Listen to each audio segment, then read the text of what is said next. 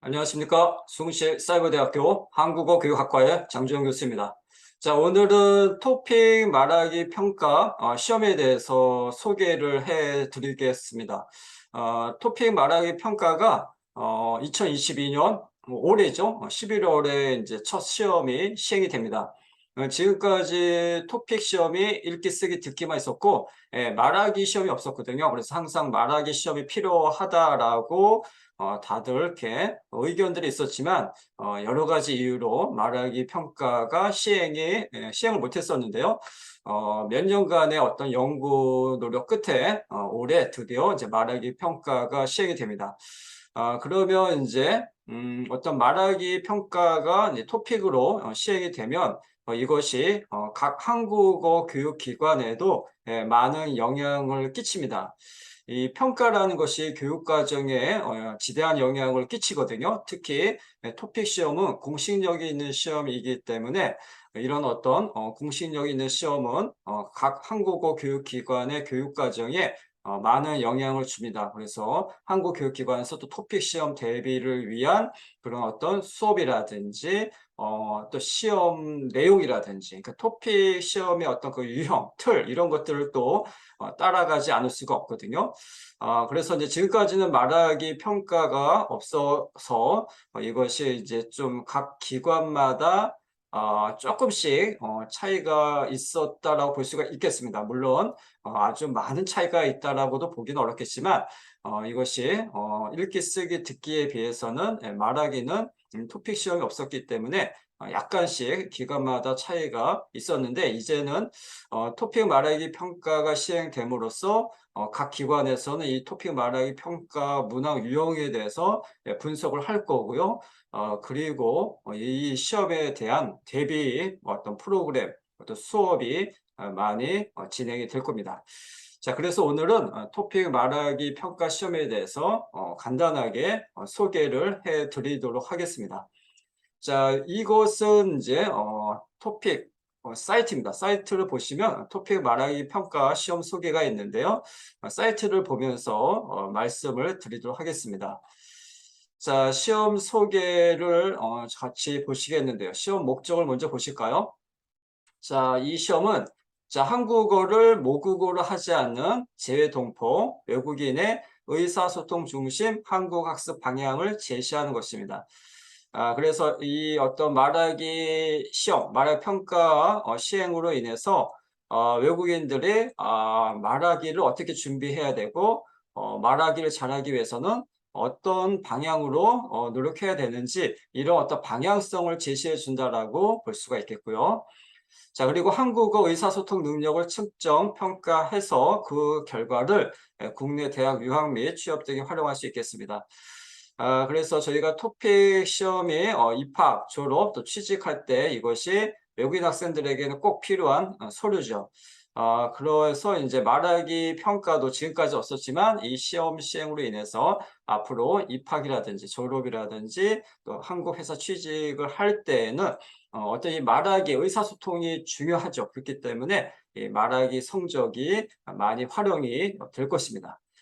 자, 응시 대상을 보시겠습니다. 자, 한국어를 모국어로 하지 않는 재동포 및 외국인으로서요. 자, 한국어 학습자 및 국내 대학 유학 희망자, 또 국내와 한국 기업체 및 공공기업 취업 희망자. 요즘에 유학 목적 외국인 학생들이 많죠. 그래서 국내에 있는 대학에 또 대학원에 공부하는 외국인 학생들이 많습니다. 그래서 대학교에 가면 예전에는 외국인들을 보기가 쉽지 않았는데 요즘에 대학 가면 외국인 학생들이 아주 많습니다. 그래서 유학 목적으로 유학하는 외국인 학생들이 많고요. 또 한국 회사에 취직하고자 하는 외국인 학생들도 외국 사람들도 많죠. 그렇기 때문에 그런 사람들에게는 이 말하기 평가 어떤 결과가 많이 활용이 될 겁니다.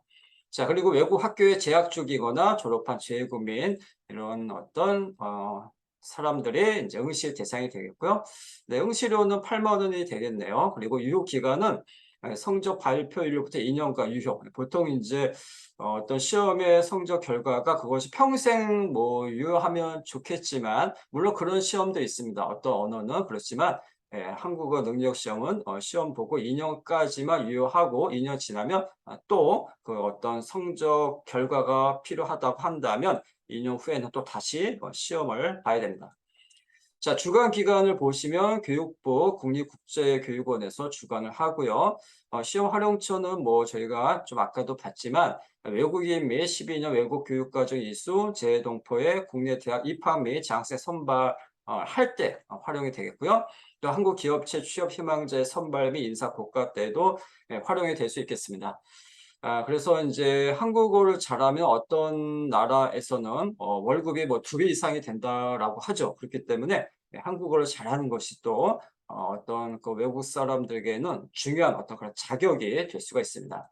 또 체류 비자 발급 신청할 때도 활용이 될 수 있겠고요. 시험 시간표를 보시면 이제 토픽 말하기 평가 시험이 있고요. 보시면 입시 완료 시간이 11시 30분, 본인 확인 및 의상 안내 11시 30분부터 12시까지 이루어지고 이제 시작이 12시 하고요. 종료가 12시 30분이 되겠습니다. 자, 네. 그리고 이제 문항 구성을 보시겠는데요. 문항 구성은 6개 문항입니다. 이렇게 아주 뭐 많지는 않고요. 6개 문항인데 근데 그렇지만 어떤 이제 말하는 어떤 내용이 많기 때문에 꼭 이것이 어떻게 뭐 적다라고 또 말하기도 어렵습니다.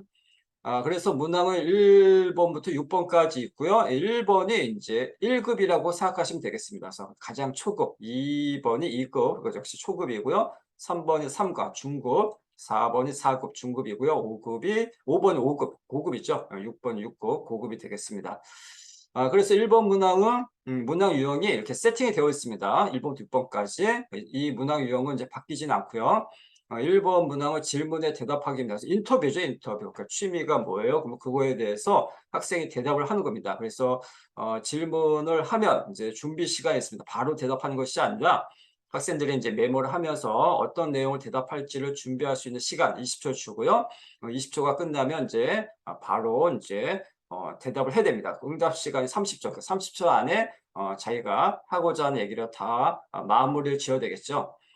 그래서 이 토픽 말하기 시험은 이것이 1대1 어떤 대면 시험이 아니라 이제 이것은 녹음을 합니다. 학생이 녹음을 해서 그것을 저장한 다음에 제출하면 나중에 이제 채점자들이 그것을 채점을 하게 됩니다. 자, 2번은 그림 보고 역할 수행하기 문화 유형이고요. 역시 이것은 이제 역할극입니다. 역할극. 그래서 어떤 그림이 제시가 되고 어떤 그 대화에 이어지는 말을 하는 건데요.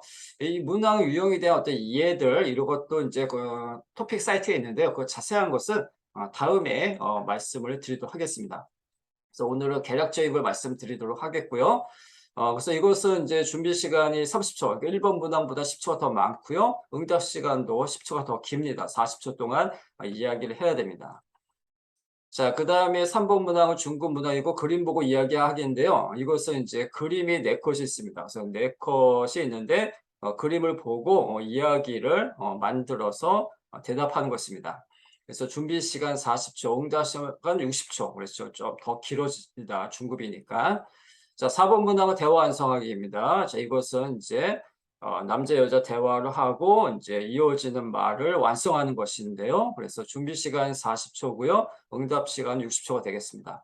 자, 5번 문항은 이제 고급 문항이고 자료 해석하기입니다. 그래서 어떤 그래프라든지 어떤 뭐 기사라든지 이런 자료를 보고 그 자료에 대해서 설명을 하고 그다음에 자기의 의견을 제시하는 것이 5번 문항이 되겠습니다.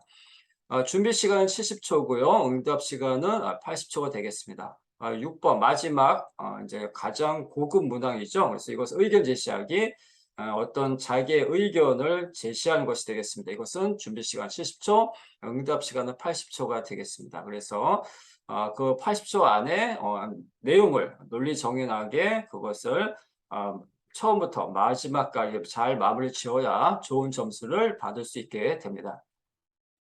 자, 그러면 문항 구성, 문항 유형은 이렇게 6개가 이루어져 있고요. 그리고 그렇다면 평가 요소 저희가 봐야겠죠. 평가 요소. 그래서 평가 요소는 크게는 3가지로 나눠집니다. 하나가 내용 및 과제 수행, 그다음에 언어 사용, 그다음에 발화, 전달력이 되겠습니다.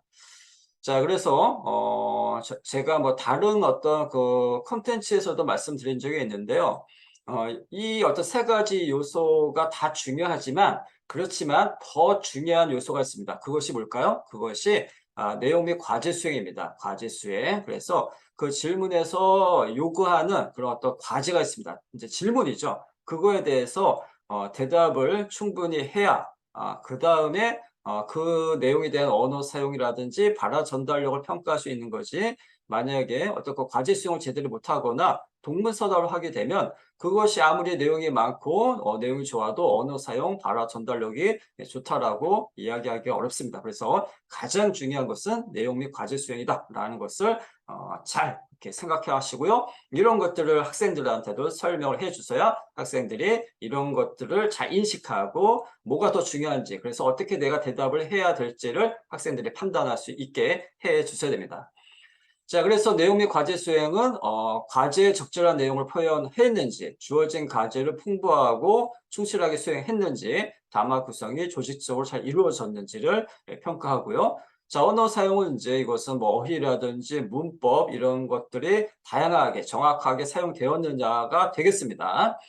자, 그래서 담화 상황에 적합한 언어를 사용했는지, 어휘와 표현을 다양하고 풍부하게 사용하였는가, 또 어휘와 표현을 정확하게 구사했는가, 그래서 오류가 많은지, 오류가 거의 없는지, 그리고 그 급에 맞는 어휘나 문법을 다양하게 썼는지가 이제 언어 사용에서 평가가 되겠습니다.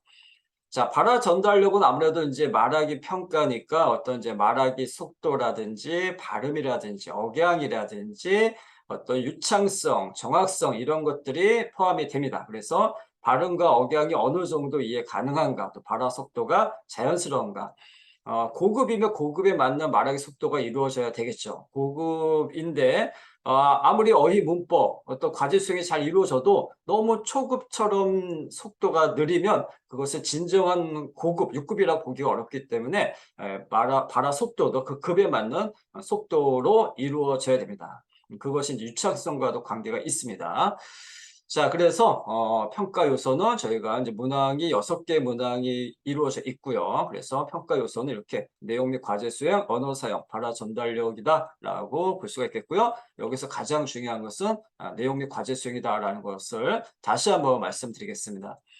자, 그래서 이제 토픽 말하기 평가 문항이 이렇게 6개 문항 유형으로 세팅이 됐고요. 그러면 이것은 각 한국어 교육기관에 이제 또 많은 영향을 주게 됩니다. 그래서 학생들은 어쨌든 이 말하기 평가 토픽을 봐야 된단 말이죠. 그렇다면 각 한국 교육기관에서는 또 이 시험에 대한 어떤 대비를 안 할 수가 없습니다. 그래서 이 어떤 토픽 말하기 평가 시험 대비반이라든지 아니면 이제 말하기 시험, 각 기관에서 중간고사, 기말고사 말하기 평가할 때 이 토픽 말하기 평가 문항 유형을 아무래도 참조하지 않을 수 없고, 이 문항 유형에 대해서 아무래도 이제 분석을 하거나 이 문항 유형을 따라가게 될 수도 있습니다. 그래서 이 토픽 문항 유형이 이제 한국 교육기관에 많은 영향을 줄 거고요. 그래서 저희 한국 교사나 또 학생들은 이 토픽 말하기 평가 문항 유형에 대해서 잘 인식을 하고 여기에 대한 어떤 준비를 철저하게 해야 토픽 말하기 시험에서 좋은 성적을 얻을 수가 있게 됩니다. 자, 오늘은 토픽 말하기 평가 시험 소개 이렇게 간략하게 전체적인 내용을 개략적으로 살펴봤고요.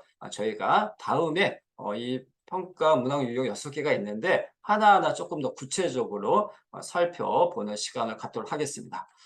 자, 오늘은 그래서 토픽 말하기 평가 시험 소개에 대해서 대략적으로 살펴봤습니다. 자, 그러면 다음에 또 다른 내용으로 또 인사드리도록 하겠습니다. 오늘은 여기서 마치도록 하겠습니다. 감사합니다. 안녕히 계십시오.